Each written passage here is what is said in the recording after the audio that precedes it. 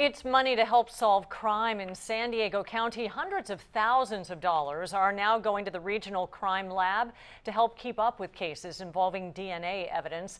10 News reporter Melissa Masiha brings us behind the scenes to show the critical equipment that the money will buy. 1986, June George was brutally killed in her La Mesa home, stabbed 78 times. 20 years later, this man was arrested and later convicted. DNA tested on a towel at the crime scene connected the daughter's ex-boyfriend, Mark Jernigan, to the murder. As far as the technology that was available in 1986, obviously there was none. Without that, where do you think your mother's case would be now? It would still be cold. Technology continues to advance, and now a new federal grant will help the Regional Crime Lab continue that complex process of DNA testing. This is an analyst's work area.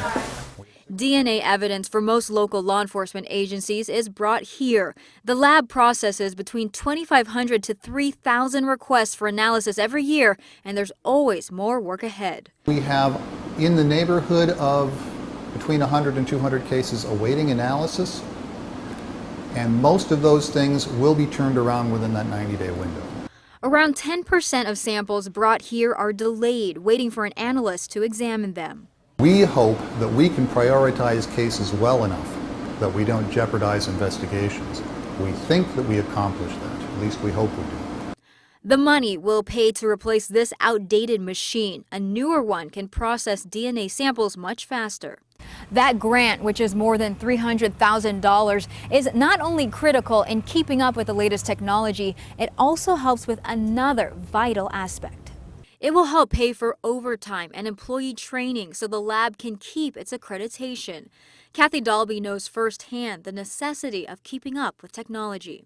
It's a comforting feeling to know that there was still hope even after 25 years. A process that will bring hope to other crime victims. Melissa Masiha, 10 News. And the money is an annual grant from the DNA Backlog Reduction Program. More than $9 million was issued to various law enforcement agencies throughout California.